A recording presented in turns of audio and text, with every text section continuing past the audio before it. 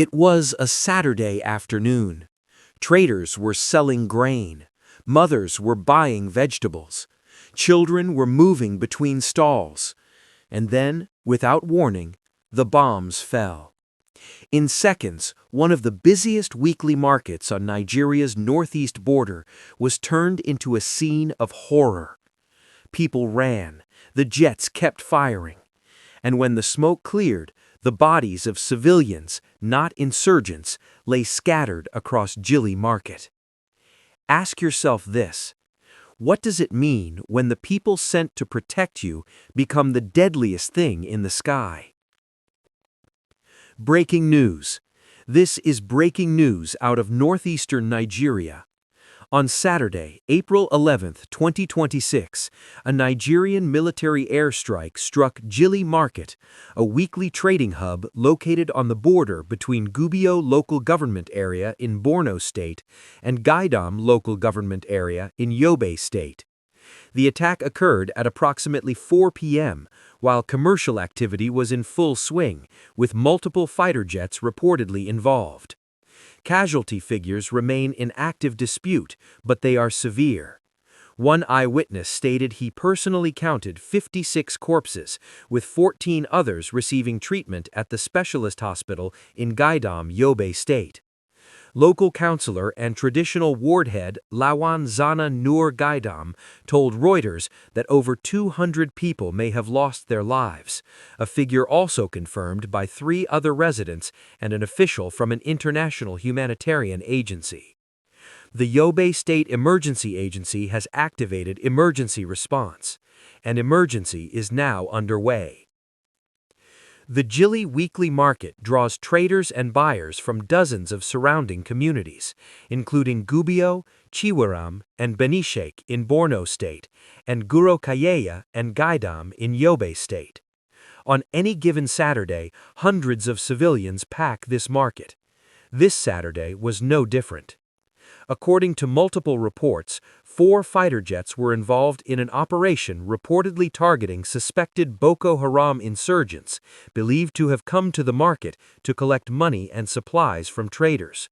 But the strike missed its target and hit civilians instead. Councillor Lawan Zana described the chaos that followed. When the jets launched their attack, people panicked and began to run, but the strikes continued. More than 20 people were hospitalized in Gaidam, and some of the injured later died, pushing the confirmed death toll progressively higher. The Nigerian Air Force has confirmed it conducted operations in the area. NAF spokesperson Air Commodore Ahimen Ejodame stated that the strikes were carried out based on credible intelligence and in coordination with ground forces, aimed at restricting the movement of terrorist elements in the Jilli axis, an area described as a strategic enclave for insurgents. However, the NAF's official statement made no reference to civilian casualties and did not directly address the market strike reports. The Yobe state government acknowledged that residents from Gaidam LGA who had attended the Jilli weekly market were affected by the strike. Former Vice President Atiku Abubakar strongly condemned the incident, describing it as a devastating failure that should outrage all Nigerians, warning that while security forces target insurgents, civilians are once again being reduced to collateral damage. Warning: casualty figures ranging from 30 to over 200 are currently unverified and in active conflict across sources. The Nigerian Air Force has not officially confirmed civilian deaths. Untold Truths is monitoring for official verification. This tragedy did not happen in a vacuum. The Borno-Yobe border region has for years been the heartland of Nigeria's Boko Haram insurgency, a conflict that has killed thousands and displaced millions across the Lake Chad basin. But today's strike forces a brutal question onto the global stage. In the pursuit of insurgents who deliberately hide among civilian populations, at what point does military strategy itself become a humanitarian crisis? Nigeria is not alone in this dilemma. It is a challenge faced from the Sahel to Gaza to Myanmar.